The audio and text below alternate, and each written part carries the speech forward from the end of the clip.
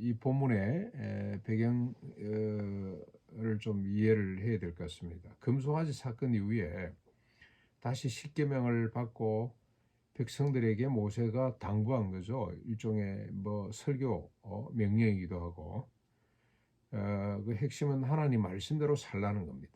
10장 11절 12절에 보면 12절 13절 이스라엘아 내 하나님 여호와께서 내게 요구하는 것이 무엇이냐 곧 내 하나님 여호와를 경외하여 그의 모든 도를 행하고 그를 사랑하며 마음을 다하고 뜻을 다하여 내 하나님 여호와를 섬기고 내가 오늘 내 행복을 위하여 내게 명령하는 여호와의 명령과 규례를 지킬 것이 아니냐고 이야기를 합니다.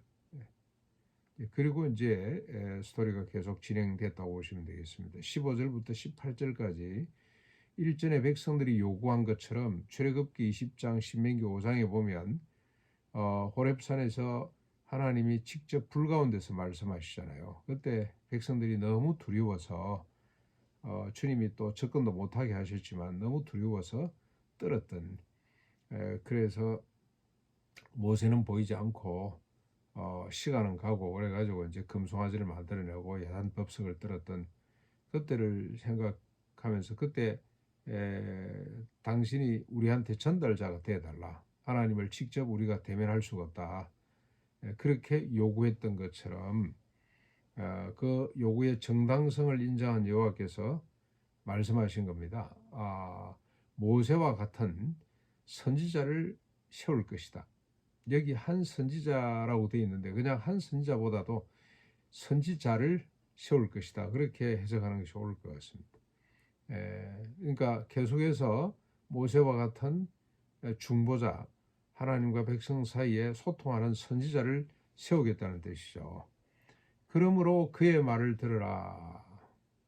너희들이 요구한 것처럼 내가 직접 멸하지 않고 선지자를 통해서 말할 테니 그 선지자의 말을 잘 들으라 하는 겁니다.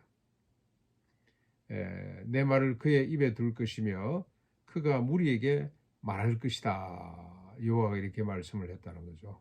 주님의 말씀을 선지자의 입에 둘 것인데 그의 말을 잘 들으라고 그렇게 모세가 이제 대신 당부를 하는 거죠.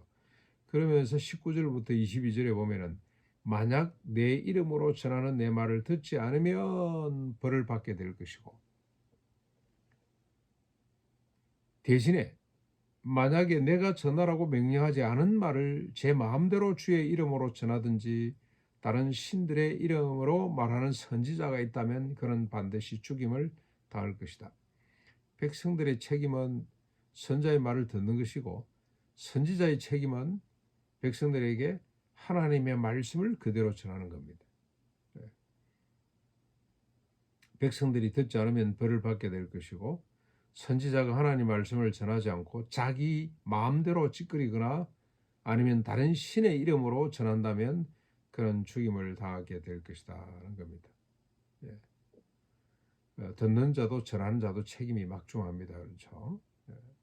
하나님 말씀만을 전해야 되고 하나님 말씀을 제대로 전했다면 그 말씀을 들어야 되는 겁니다. 백성들도 문제지만 이 선지자들도 참 이 책임이 중합니다. 근데 오늘 우리가 한번 가만히 생각해 보면 이 하나님 말씀이 제대로 전달되는 거 맞나 그런 생각이 들 때가 참 많습니다. 듣기 좋은 소리만 전하는 것이 아닌가. 이 목회의 이 선지자의 목적이 마치 교회를 부흥시켜 가지고 뭔 자기 영광을 드러내려고 하는 사람을 얼마나 모았다. 이런 걸 신학교로부터 배우고 나오니 교회 성장하기라는 걸 우리가 배우고 나오는데 이 목적이 성장 쪽으로 기울어져 있다는 생각이 들어서 그러면 이 듣기 싫은 소리는 절대로 못하게 돼 있는 거거든요. 부담스러운 이야기는 빼야 됩니다. 오른밤 맞고 왼밤 돌려대거라 이런 말은 전할 수가 없어요. 사람이 어떻게 그렇게 사냐. 안 그래도 억울해 죽겠는데 말이지 뭐 이게 혹 떼달라고 왔더니 혹을 더 붙이네. 뭐야 정말로 듣기 싫어하는 소리들이 성경에는 너무 많기 때문에 지게석을 옮기지 말라 그런 말 좋아하겠습니까? 종들을 7년 만에 다시 돌려보내되 자립할 수 있도록 해서 돌려보내야 된다.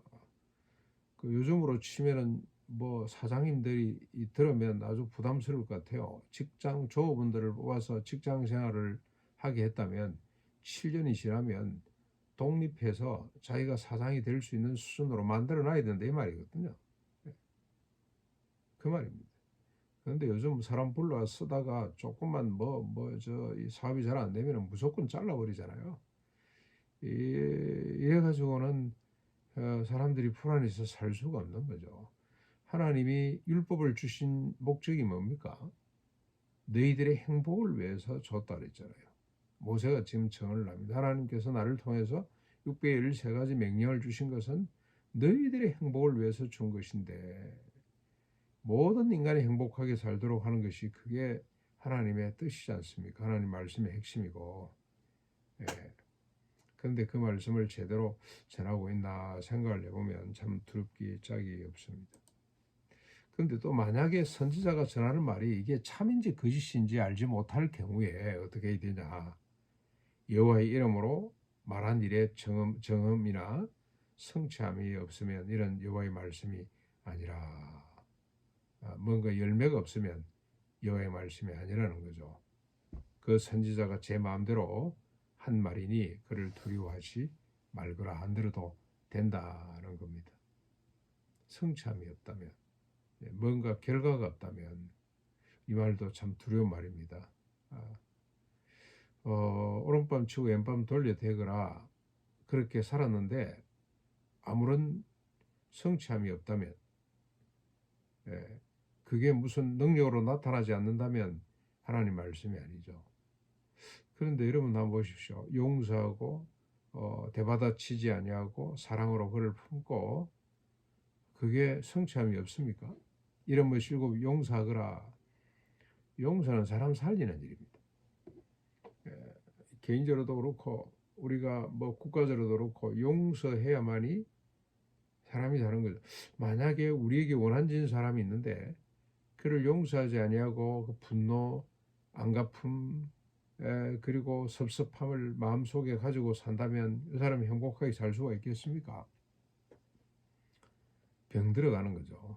그러나 용서했을 때 자존심이 상합니까? 아닙니다. 용서했을 때 회복이 되는 겁니다. 내 자신이 먼저 회복이 되고 복을 받게 되는 것이고 관계가 회복이 되고 세상이 복을 받게 되는 것이죠. 하나님 말씀은 그만큼 능력 있는 말씀입니다. 그리고 오른밤하고 왼밤 돌려대면은 밤을 친 사람을 살려낼 수가 있습니다. 그만큼 정음이 있습니다. 성취함이 있습니다. 그런데 오늘 한국 교회가 이렇게 사람이 많이 모이기는 합니다만은 세상적으로 어제도 뉴스를 가만히 보니까 부활주일인데 교회 뭐 이래 없어요. 윤석열 대통령이 교회 가서 뭐 무슨 연설한 거 뭐 잠깐 어느 교회를 갔는지 모르겠는데 전부 다 성당 이야기입니다. 성당. 천주교 이야기예요. 왜 이렇게 됐냐? 왜 이렇게? 천주교는 그래도 김수환, 지학순 두 주교 때문에 또 추기경 때문에 많은 성취가 있었습니다. 우리 역사에 선한 성취가 많이 있었습니다. 그러나 기독교는 그렇지를 못하고 있습니다.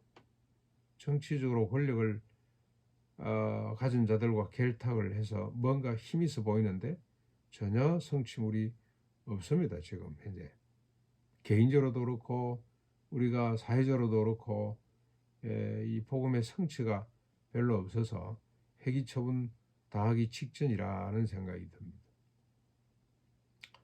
이때 우리가 해야 될 일은 다시 이 본심으로 돌아가서 선자들이 정신을 차리고 바로 전하고 또 성도들이 바로 듣고 말씀을 순종하고 하는 것만이 답이라는 생각이 듭니다. 선지자가 전하는 말의 핵심이 뭡니까? 핵심이 공의와 인애. 공의와 인애는 딴 말이 아니고 같은 말입니다. 인애를 위해서 우리가 가져야 될 자세가 취해야 될 행동이 공이죠. 다시 말하면 한마디로 또 하면은 새 계명으로 우리가 요약을 하면 서로 사랑하라는 것이 되겠고요. 서로 사랑하기 위해서는 성결되어야 될 것이 있습니다. 십자가 부활입니다. 그래서 선자가 전하는 핵심 하나님의 말씀은 십자가 부활, 그리고 우리가 서로 다시는 자기 자신을 위해 살지 않고 오직 그리스도를 위해서 사는, 그리스도를 위해 산다는 것은 먹든지 마시든지 몰라든지 하나님의 영광인데, 하나님의 영광은 다른 사람에게 흠이 되지 아니하고 더 적극적으로 다른 사람의 유익을 구하는 것, 그렇게 정리될 수가 있습니다. 이게 여호와의 말씀입니다. 이 말씀을 제대로 전해야 되고, 그리고 성도들은, 하나님의 백성들은 이 말씀을 듣고 순종하는 것이, 이게 하나님의 뜻입니다.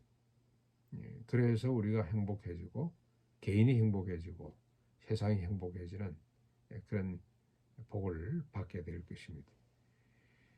오늘도 전하는 자로 듣는 자로 우리가 이 말씀을 꼭 가슴에 새기면서 하나님의 말씀을 바로 알고 바로 전하고 바로 들을 수 있기를 바랍니다.